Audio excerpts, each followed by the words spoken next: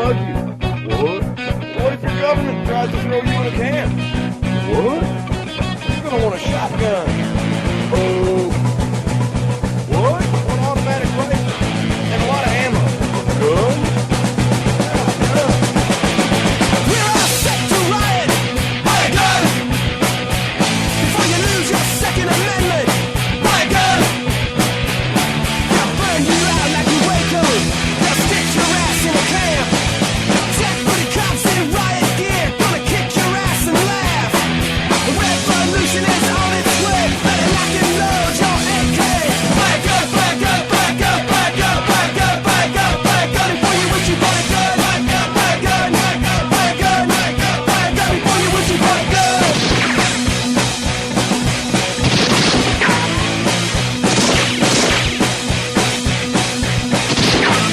We're all set to riot. Buy a gun before you lose your Second Amendment. Buy a gun.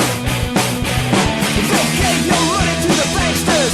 They stole your pension funds.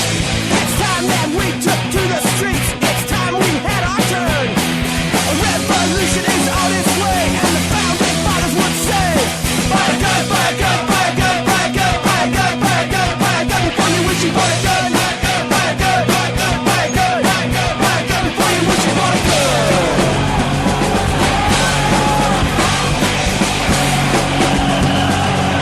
And in the streets, revolution's not clean and neat. You gotta riot in the streets.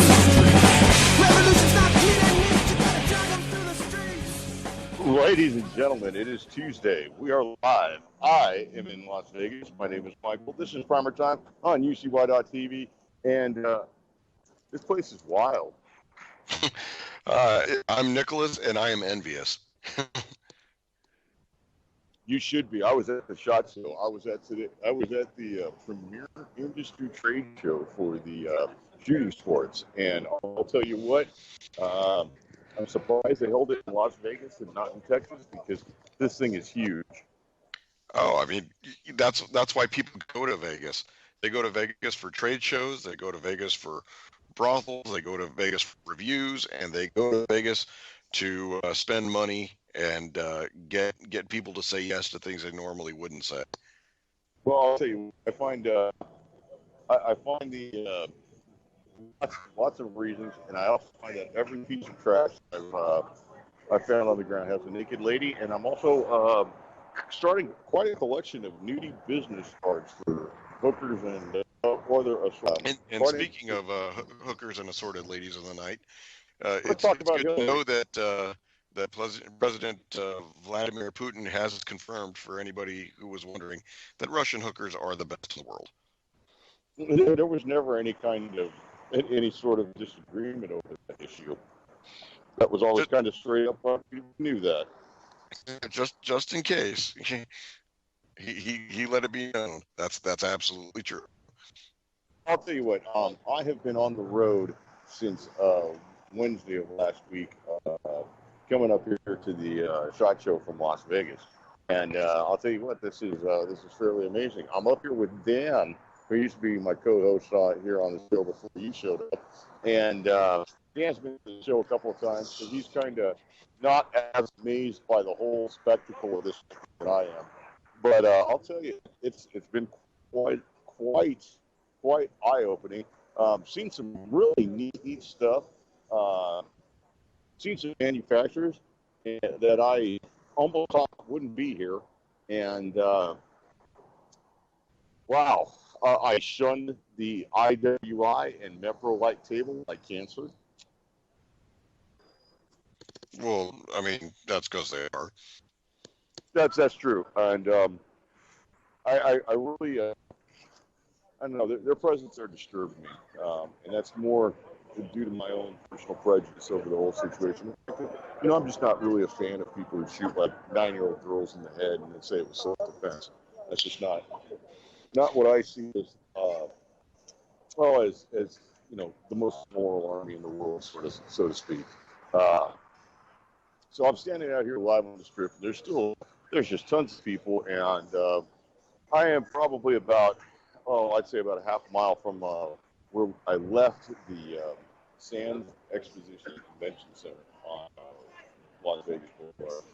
And watching these people go by, there's, you know, every other person is on the show. I think there's more real tree and mossy oak camo here right now than there ever is on the streets of Las Vegas at any time of the rest of the year. Really? Bit. I think this is. I've seen. I'll tell you. I live in a small town. You know that.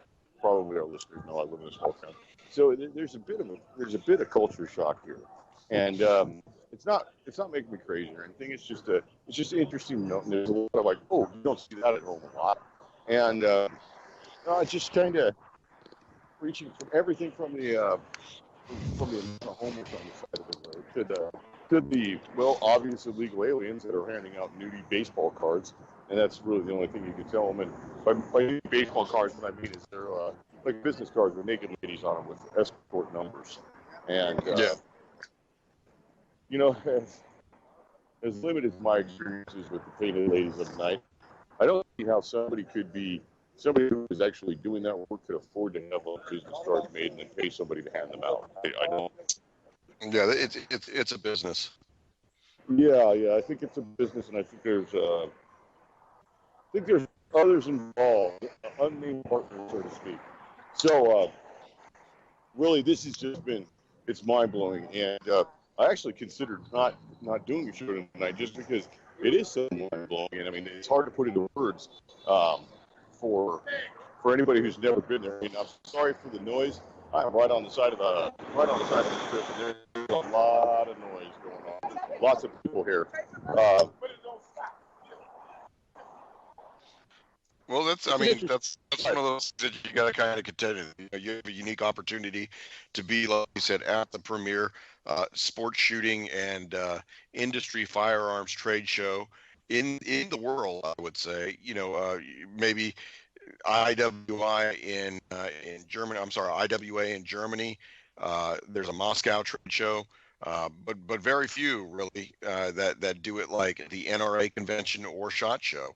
And you know, like I said earlier, I'm envious. And you know, what was your day like today? Well, let's just be straight up honest. First off, was trying to get registered into the show. I was pre-registered and prepaid to get in, but there had been some sort of issue with issuing the email confirmation numbers and barcode printing.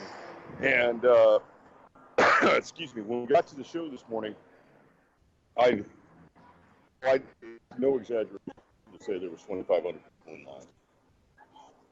Wow. And there was a lot of people in line, and I think they have the same people who have the Disneyland people who set up all their barriers and, you know, their rope barriers for, you know, like whatever the Indiana Jones ride. I think they're the same people who set that up for the SHOT Show. It was a bunch of maze, but ended up getting the badge, getting in, and boy, it's quite different than any other gun show that I've been to. You know, and we should explain that this is not something that's open to the general public. This is to confirmed members and representatives of the industry. And I'll tell you, there was every manufacturer was there. I still haven't found Jimenez Arms, but I did stop at the High Point, and I got you a High Point catalog, Nick. Awesome. No, but actually, so what else did you hear about High Point? What have I heard? What else did I hear about High Point? Just looking at it today, they had they've moved into different color schemes. It doesn't look like any of the products have changed. They have created a partnership with a company called Red Ball Magazine, who makes a 20-round magazine for the carbine. And that's unusual because that's usually a 10-round magazine. Wow. That guy, Mac from MAC on YouTube, just walked by me. Very interesting. That would be the Military Arms Channel? Military Arms Channel guy just walked by me and didn't say a damn thing because he doesn't know who the hell I am. So, yay for us. Shout out to all 7 listeners. We had 12 in chat when we started. Now we got 14. Woohoo! Woo-hoo! Shout out to all my chat peeps. I'd love to see you soon. Yeah, so actually the van going right by me, Girls Direct to You, 702-696-9696, and they are open 24 hours. So they advertise hookers on the street with vehicles here. No, that's better than the women doing it themselves, I guess. Well, I think that's just kind of. Don't you think that's just a little bit misogynist of you to think that they can't do it by themselves? That they need a strong man to advertise for them? Well, that's neither here nor there. One of the things that I wanted to bring up today was, we are fast approaching the end of the Obama term in office, and today brought a commutation of 2 sentences for the militarily convicted. One being Bradley Manning, who was convicted of aiding the enemy and sentenced to 35 years in prison. He'll be released probably around May 17th due to a sentence commutation from President Obama. He was not pardoned. However, he will still have that charge on his record.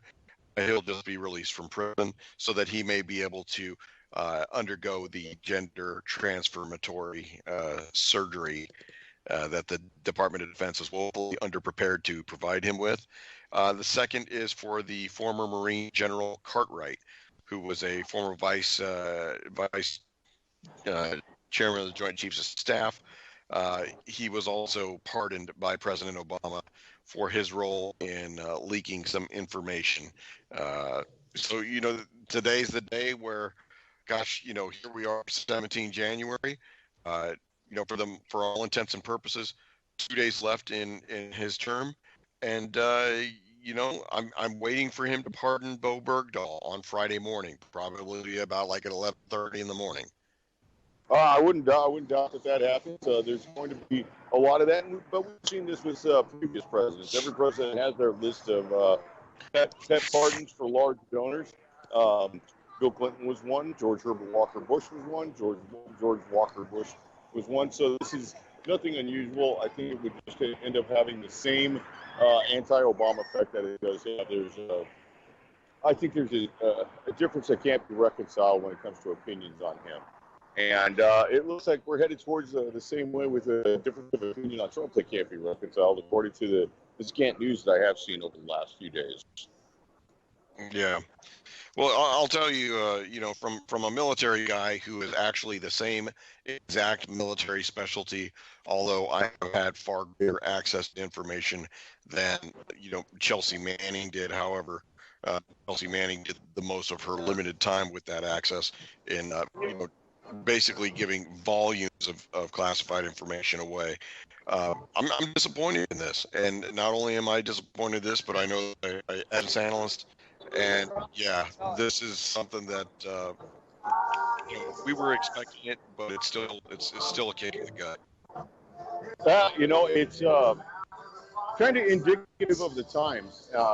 We see that there's a lack of trust in government. We see that there's a lack of trust in media. Just last week, and honestly, I've had to watch it probably about 150 times. Our president-elect, Donald J. Trump, basically shut down CNN's Jim Acosta and told him he was fake news.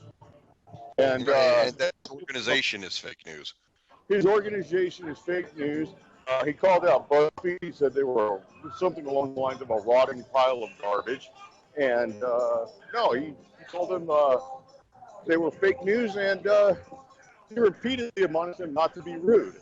And I think that's very indicative of what's going on. We've seen recently, CNN has been reduced to basically covering Trump's tweets and pure speculation. I'm really sorry about the background noise, ladies and gentlemen. I thought you decided to open up a musical genre I'm not familiar with. I have become a reggaeton enthusiast. I'm actually in front of the Flamingo, and there's music there. A large cop on a bike just right next to me. Yeah, this is a very interesting place.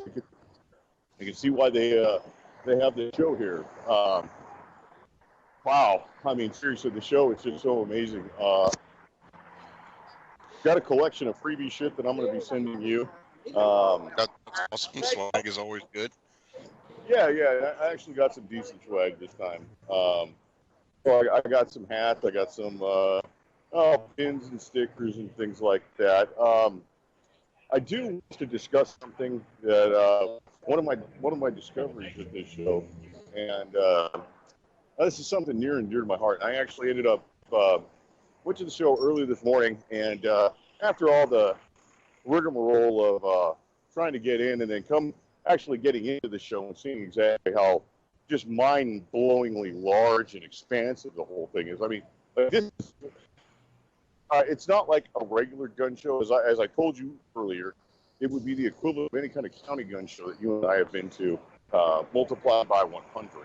I mean, it's massive. It's large. It's city block length, this building, and it's 2 floors. And so is it set up to give our participant, say, like an option between going to maybe newer technologies versus existing technologies, or is it by high-end manufacturer to low-end manufacturer? The way I've seen it, it seems that things that are on the bottom floor tend to be the lower-end manufacturers, and lower is probably not an accurate term. I should say things that are probably more cost-effective, but that's not always the case, because on the second floor where, like, let's say Colt and Beretta and FN and Glock are sitting at, High Point was up there too. So, well, it's a little bit odd to see how that kind of works out. I'm not exactly sure if there's a rhyme or a reason to the placement of tables, but there's quite a few. Yeah. I guess, Jesus, I don't know. I couldn't even begin to tell you 5,000, 7,000 exhibitors. I mean, this thing is massive.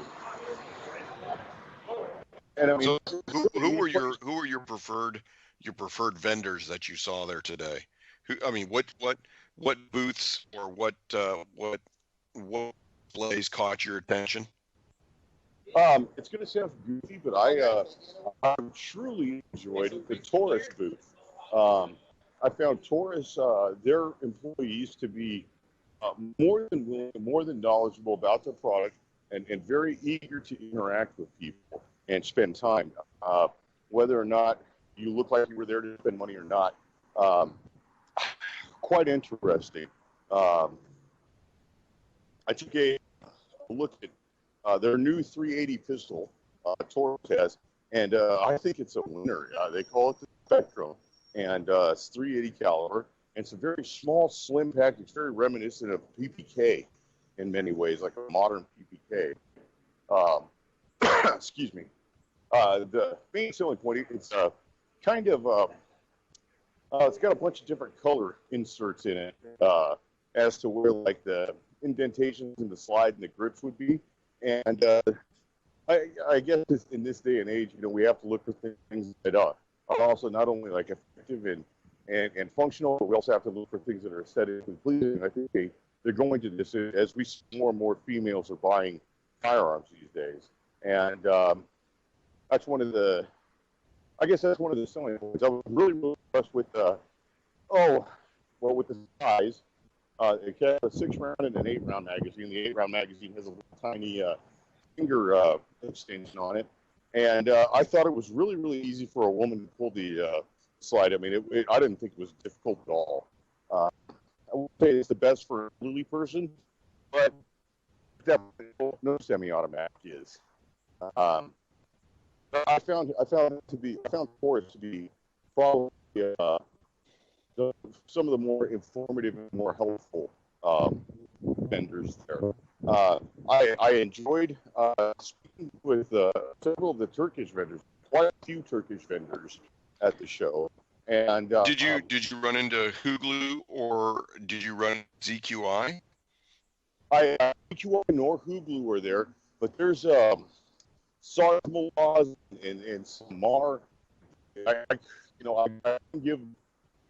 couldn't give any justice to the names or anything like that I'm trying to to remove all the paperwork. I'm walking back to my hotel. I've got a huge bag full of like swag and pamphlets and shit. So you get a box in the mail full of crap. Good enough for me. Yeah, that'd be interesting. One of the things I found to be interesting was one of the Turkish companies that's a subsidiary of Sarmalats that had their own little booth. They had women in traditional Muslim headscarves, and very, very nice. They didn't seem to have any sort of objection to answering any kind of questions or anything. Of course, it's questions about the firearm and prices and things like that. But they were more than willing to engage with the devil. So Yeah, well, you know how that goes. but something I'd like to touch on, and I don't know, this I guess kind of changed to me a little bit more than anybody else, but maybe we're going to see this as an end of an era. And I hate to say it, but neither Browning nor FN, Fabrique Nationale for still Belgium, have high power on display. So and that hits very near and dear to your heart. It really does. I kind of feel that that's just kind of like a warning shot that the high power is sort of a dead design. I guess it's obsolete. And I had an opportunity to speak with both an FN and a Browning representative. I will say that the Browning representative was far less informed than the FN representative was. I think that the Browning representative was more focused on all the other assorted crap that Browning sells. And I mean, outside of the firearms, Browning sells hats, they sell pocket knives, flashlights, t-shirts, coolers, koozies, whatever you need, they've got it. And so he didn't seem too knowledgeable about it. I will say that he did try to get somebody to fill him in and fill me in. I didn't get really any kind of solid answer. It was just along the lines of very much the same shiny on stuff you always get when you're trying to get an answer out of somebody who doesn't know. The FN guy was non-committal. He did say that they're not being produced for export to the United States this year. They do remain in the catalog, and most of what is being left in the manufacturing pipeline is for military and police contracts. So maybe we're the first that looks like, and it pains me greatly to say this, but it looks like the high power is a dead design. Yeah, well, I mean, that's breaking news. I would dare say that that's somewhat breaking news. I've not seen anybody else speak about that. It's kind of sad. I guess time moves on, and I mean, FN's got other nice pistols. They've moved on to the polymer, and I'll tell you what, there's lots and lots and lots of polymer. I saw so many polymer 1911s today. It's not even calculable how many I saw. Many different brands. I don't know.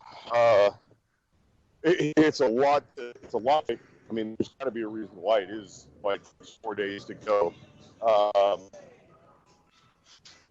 But yeah, I guess my day one impression is a little bit of being overwhelmed, combined with a little bit of sadness over, I guess, my own assessment of the high power situation. And yeah, that really is kind of a bummer if that's what it is. But I fear that it's gone.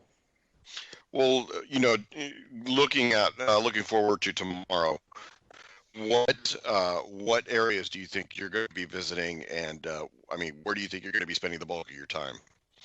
I think tomorrow I'm probably going to be spending the bulk of my time on the first floor of the SHOT Show, which is more accessory manufacturers and lower end manufacturers. I think I shouldn't say lower end. I should just say more affordable manufacturers.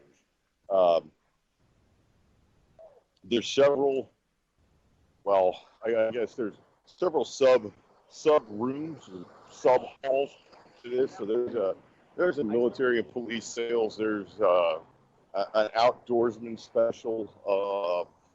There's a camping area.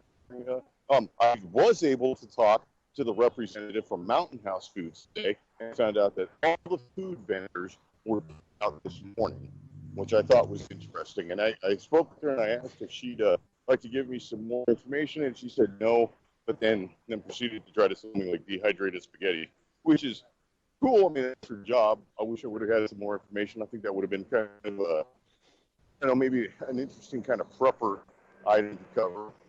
But yeah, and I got to thinking about that, and why would they, from something like the SHOT Show, why would they exclude dehydrated food companies?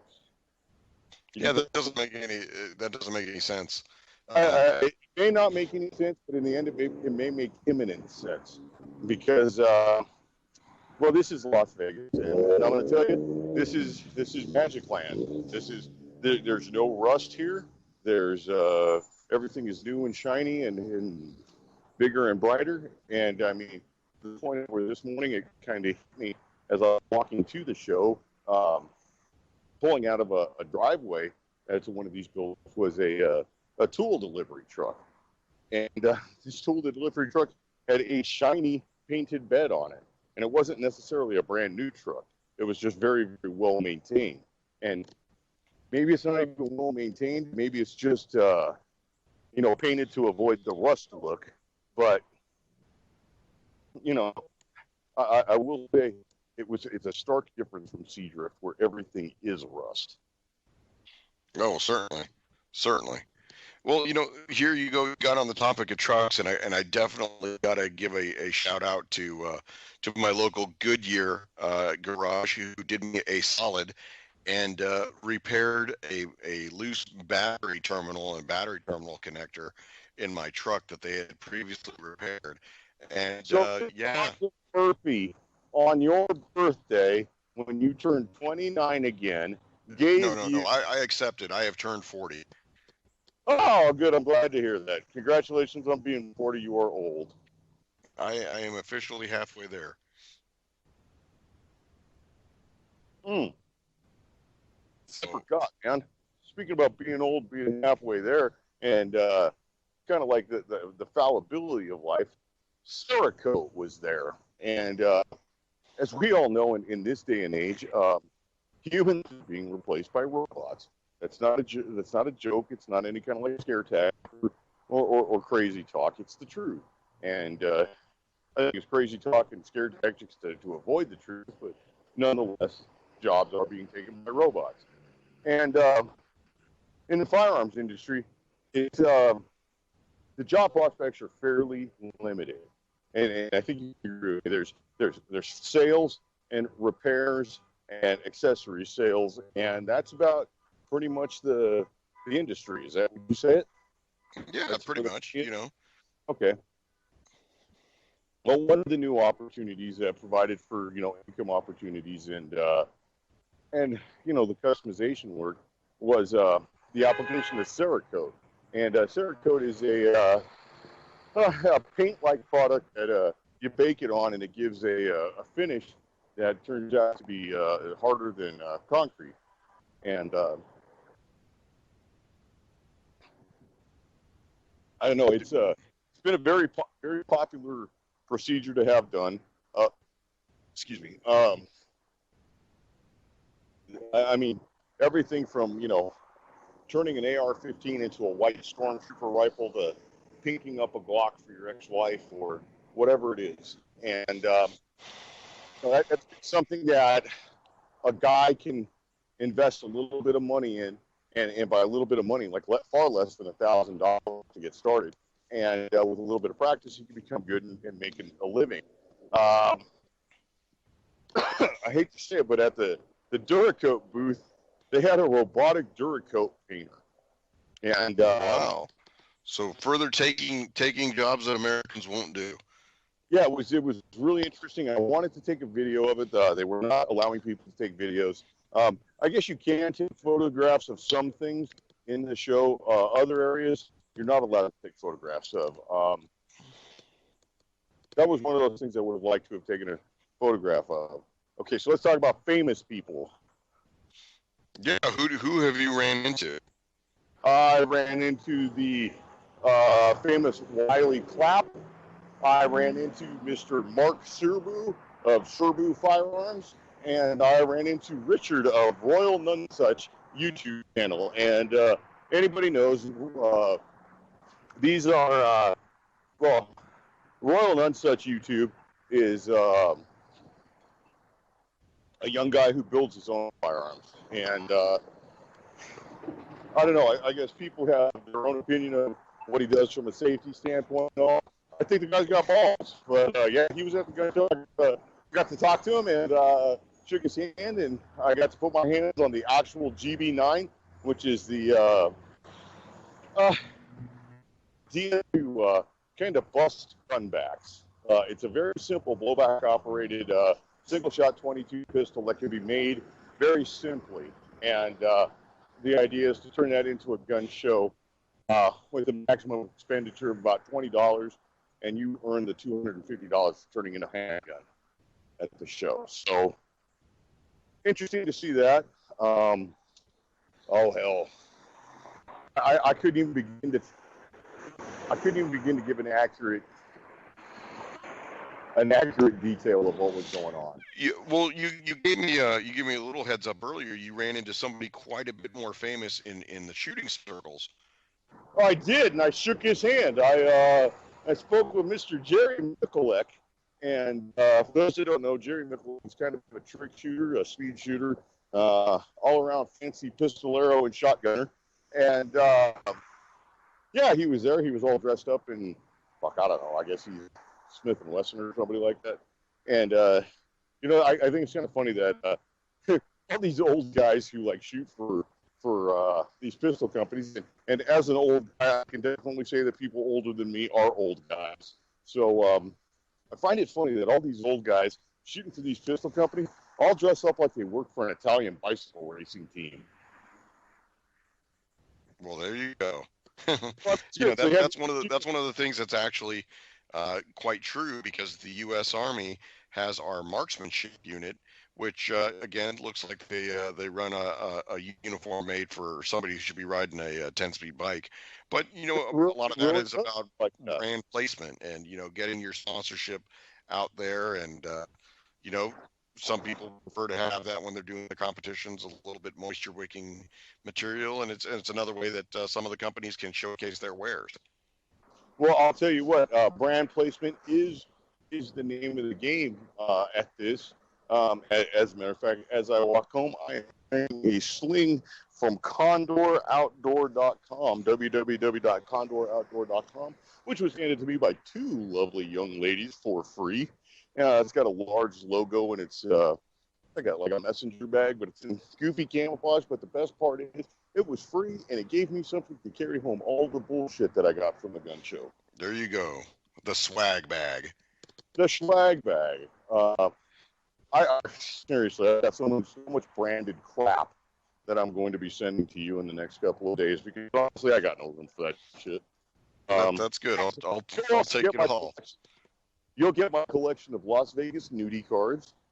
And, no, don't need those. Don't need those. I'm sorry, you will not get those. I don't know how those got into the package. That was an accident. I didn't mean to send them. There you go. Let's see. Yeah, no, it's been pretty interesting. I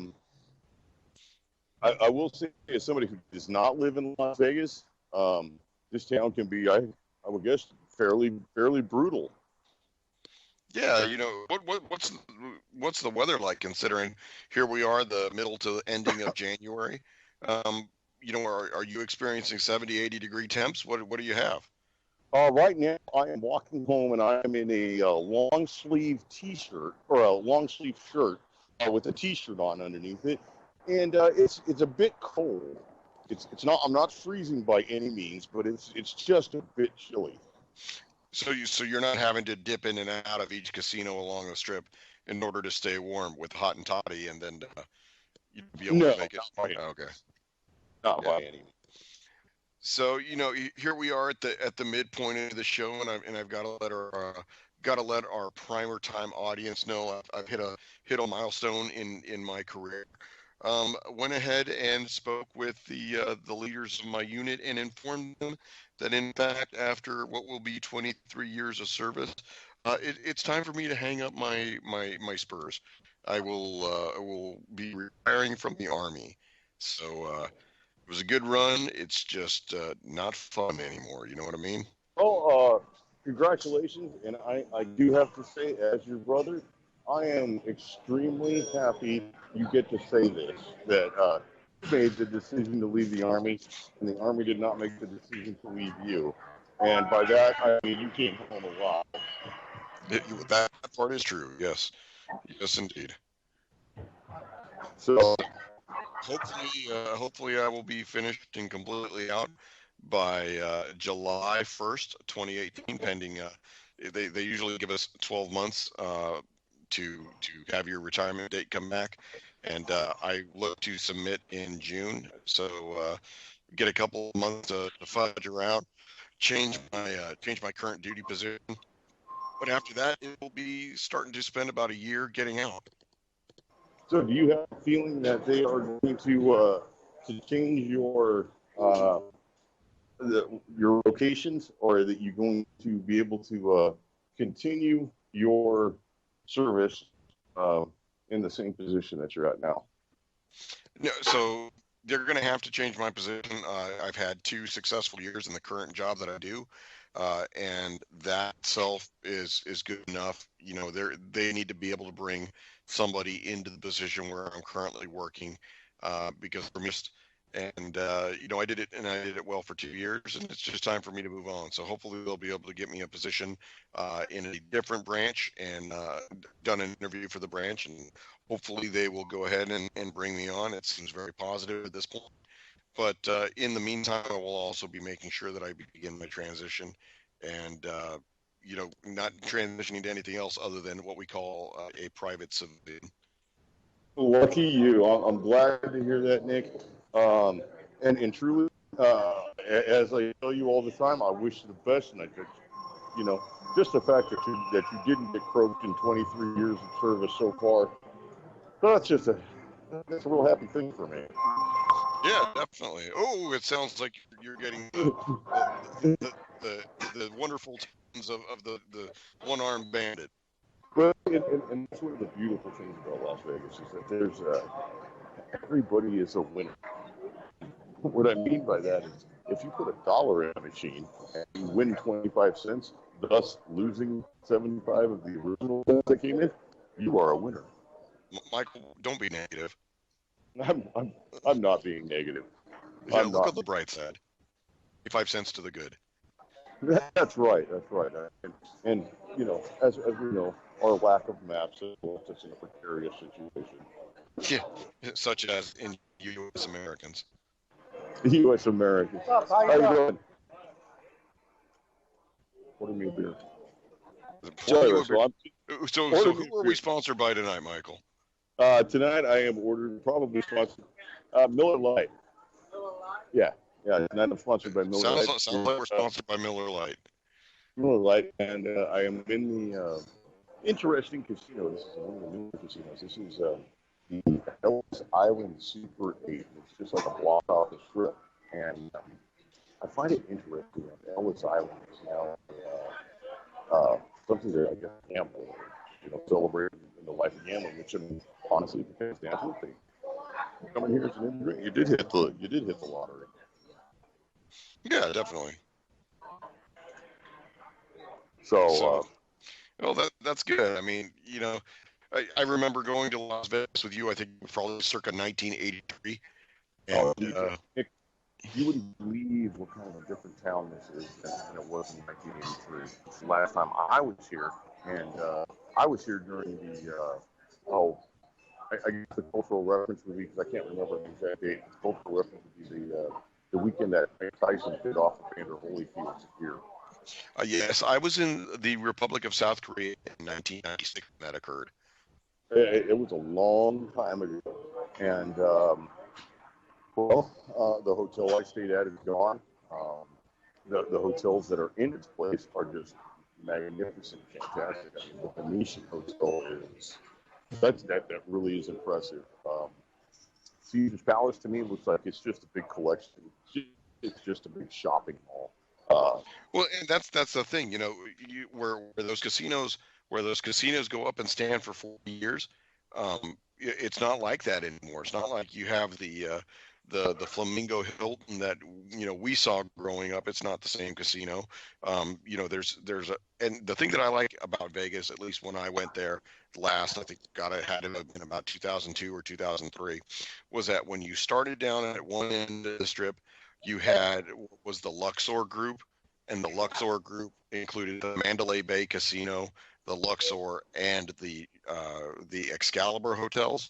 That was your low end, your medium end with the Luxor, and then the Mandalay Bay, which is the high end. And then the MGM Grand was across the strip. And then you had the entire way down.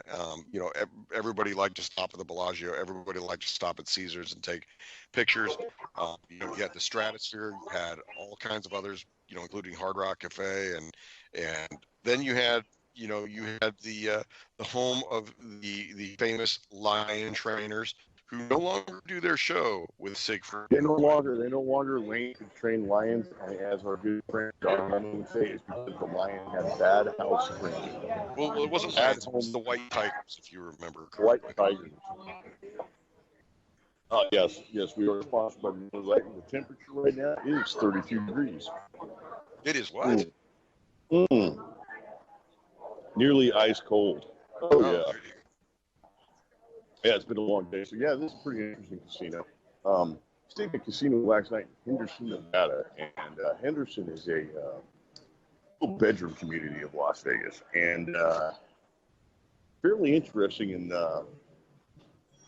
it was a massive casino. I'll give the name. It was the Fiesta Henderson, which I guess is part of the Palace Station property group, and it's a massive hotel. And I mean, it had to have, I don't know, maybe 500-600 rooms in it, but it was like a prison. Yeah, because what's the fun of going to the strip? You don't stay at the hotel you want to. You cruise up and down. You see the freaks and geeks. You get different eats in different places, and next thing you know, you've seen half the strip, or you've seen a good portion of the strip.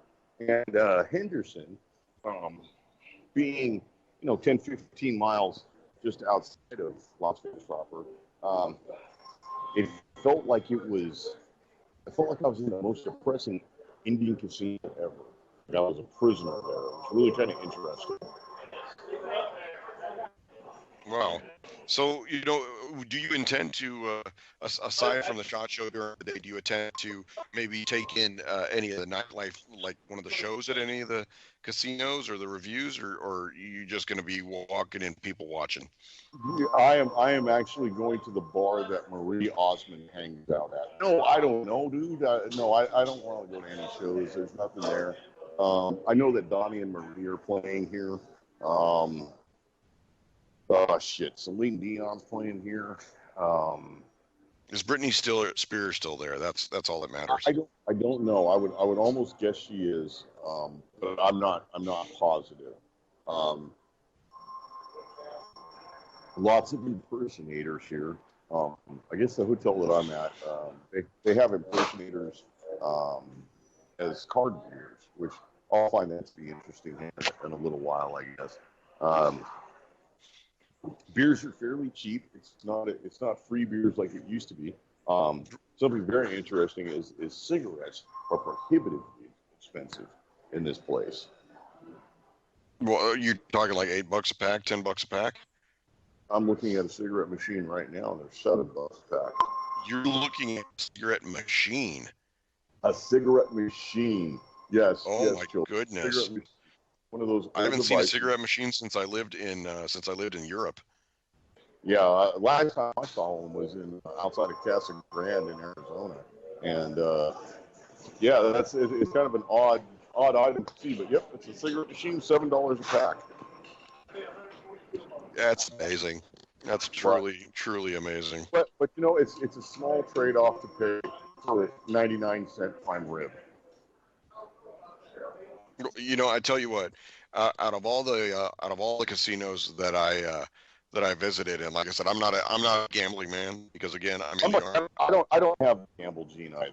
I have all don't. kinds of other issues, but I'm lucky gamble isn't one of them. Yeah. So, but what I did tend to enjoy was Luxor's buffet. By far the most delicious food, the most tantalizing display, and you talk about the casino, you know, really putting on its culinary display. It was not only a feast for your mouth and for your stomach, but the sensory organs in general. You know, the smells, the sights. You could hear the sizzle of some of the hot food. Just, you know, wonderful for your palate. You're a lucky guy right now. Well, yeah, but you know, the problem with that is I guess I would have been lucky if that would have hit me when I was 15 or 16. When the binge eating on a buffet, all you can eat was acceptable. I am getting old now, and honestly, dude, if I eat more than like 3 tortillas, I just feel fat for a week. Yeah. Yeah, and as I contemplate this, I did happen to make the one pound of venison that I've had prepared and turned that promptly into venison chili mac a la hamburger helper with a side of refried beans, carrots, and naan bread. Non bread. Oh, non. NAAN bread, not NON. Yes, naan, Uh, which is also called tandoor. You know, just depending upon what part of the Middle East you're from. Haji snack cakes. There you go. Yes, and it was actually pretty good. It was a good meal. That's cool. Well, I mean, you are a fairly decent cook. And, I mean, That you I am. do it enough. You do it enough, and yeah, I think it's good to expand your horizons. I've had a hand in helping to expand some horizons. As you know, it's quite a good drive for me to the Las Vegas area, and it's an even greater drive for Dan to come down. And Dan's in an area that's completely different than my area and completely different than the rest of the southwestern United States. And yeah, he's been force fed some kind of Hispanic culture greatness. It's been interesting to see it. Wow, yeah, that's an interesting take. So I've got a Sonoran hot dog from El Huevo Canelo in Tucson. yeah. Well, I did participate in a build this afternoon. I received a How phone did that call from. It went very well. I actually received a phone call from one of my neighbors. He's very interested in doing builds, but he didn't have the tools, he didn't have the time, and he didn't have the expertise. And so I got a call while I was at work today, and you know, a phone message left for me that if I had time, that he would appreciate me coming down to his house and helping him do an AR build. So got out and actually did it fairly well. I have all the tools, including a vise that's very portable, and took it to his house and got him set up. And he will get his AR-15 to the range tomorrow and shoot it and tell me how it goes. That's awesome. That's awesome. You put another killing machine on the streets. Congratulations. Yes, yeah. But we're only killing dreams with these things, remember. Yeah. Well, after the 20th, won't we? Well, you know, that brings up another point.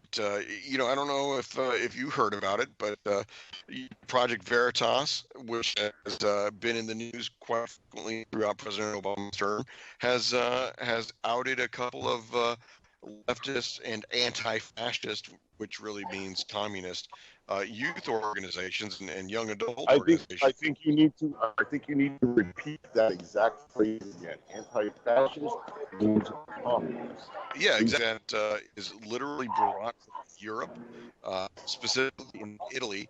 The supporters of the socialists use the term anti-fascist to get rid of Benito Mussolini, and anti-fascist was the cover term for communist.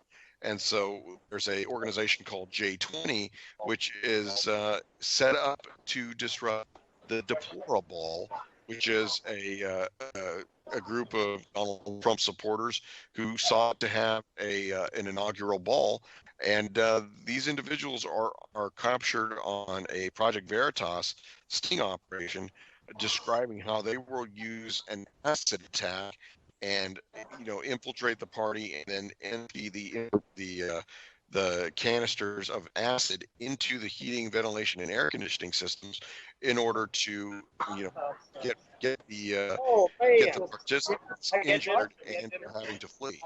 So this is basically planning for domestic terrorism.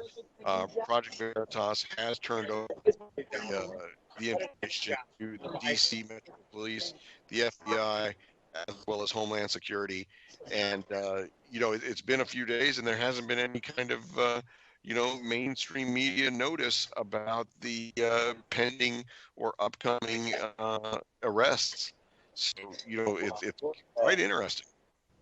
If we take a look at this situation and we were to change the affiliations of the major players, would there still be the same media reaction, similar to the outrage of the incident in Chicago?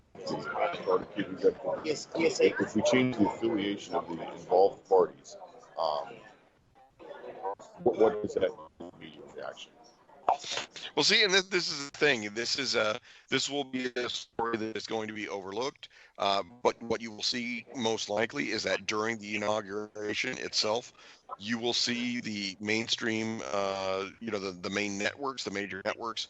They will pan the inauguration, looking for any disruption, and they will look to frame the police's reaction as a heavy-handed response to somebody exercising their right to free speech, however small the demonstration or the disruption may be. But that's what they will focus on. They will not focus on the fact that there are 40-something members refused to show up to an inauguration that has traditionally had full bipartisan support. So yeah, this is interesting times. Well, I see this coming down. I see this coming down. I see it down. Well, honestly, over the last few months, I guess we could term this an angry rhetoric, and this is the kind of angry rhetoric that's tried by Obama, his administration, and quite frankly, his minions. And I mean that like not in a cartoonish sense, but I mean that more in a 1960s Batman TV series minion, because these people are goons. I mean, yeah, definitely. They almost should be wearing the masks over their eyes and the bowler hats.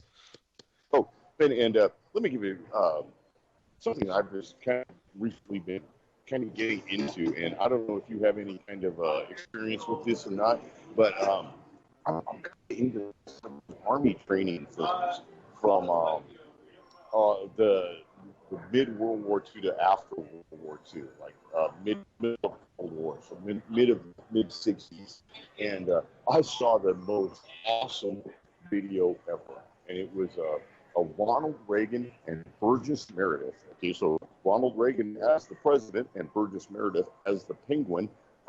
It was the story of a B-29 tail gunner and a sparky young lad who, despite life handing him a short stack, turns out to be the big enchilada. Yeah, it was awesome propaganda. So you got Ronald Reagan playing the captain of the B-29, and spunky young Burgess Meredith throwing on a Southern boy accent with a half drawl and a half stutter, and he becomes the hero. And, Fuck yeah, yay America. I'm telling you, that movie should have had the Hulk Hogan theme song as the soundtrack. I mean, No, it's trying to make America great again. you should put it in. Just put in Ronald Reagan and the Penguin into YouTube, and it pops up. Well, Michael, we're getting close. We got to get some, firearm safety. All right. Well, let's go with the 2017 SHOT Show firearms rule of safety. Rule number 1: every firearm is loaded to be physically and visually inspect and ensure that it is not loaded. So go ahead and open up that cylinder, remove that magazine, flip back that action, crack open that barrel, and see what happens. Rule number 2: do not cover anything with ammo that you do not wish to destroy. So that the point is a safe direction at all times. Rule number 3: know what the target is, know what's beyond your target at all times. And rule number 4, the most important rule, and a rule that I guess people at the gun show, the promoters of the gun show, wish to maybe mitigate, but rule number 4 is keep the booger hooked off the bang switch until you're ready to discharge the weapon. And something that the interesting, let's just call it a rumor, substantial news, whatever, is there are no firing pins in any weapons at the SHOT Show. And all the firearms are functional minus the firing pins. Well, that's a minor precaution. I think it's actually fairly safe on them because, once again, you are dealing with humans, and humans have been known to fuck up at times. Lord knows I have. Well, speaking of humans who have messed up, the FBI has indeed arrested and charged the wife of the Orlando murderer, Noor Mateen, with obstruction. That beautiful Mossad agent, she got arrested. Yeah, not only arrested, she is being held without bond. So that means she was about to talk and spill some beans about this whole fucking mess. Yeah, go figure. Okay. So, all right. So, wait up. I gotta get pissy about something. I just saw that they're making a fucking movie about the Boston bombing thing, and starring Marky Mark of the Funky Bunch is like the top spunky cop that gets the bomb. What the fuck is that? Seriously, what the fuck? That is sensationalism and revisionist history.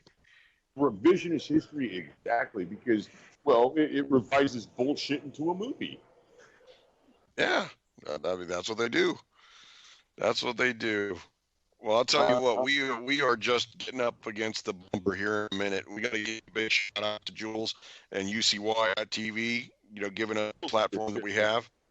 Give you the chance, and I'll be honest with you, if it wasn't for Jules, I probably wouldn't have had the chance ever to go to the SHOT Show. So shout out to Jules, and shout out to Dan for getting my ass over here. Yeah, and definitely. We can't forget to give a shout out to Captain Gringo, who generously gave him his time to haul me and Dan down there to his cousin's ranch and let us fart around on his ranch and drink beer and shoot things. So, Captain Gringo, you are the salt of the earth, and I am proud to call you my friend. There you go. Want to give a big shout out to a friend of the show, Oddball, kicking it live in the U.S. and not in. So Oddball, I've got a collection of nudie trading cards for him. Will do. Don't worry, I'll get you a set too. They're handing them out on the strip for free. All right, folks. Good programming coming up next. Michael, take us out of here. Nicholas, it's wonderful to be here with you. I appreciate it. Jules, thank you very much. Everybody, UCY.TV, your only place to get this shit. Nobody else would put up with us. So, hey, stick around. There's more. And everybody. Patriots do! And by God,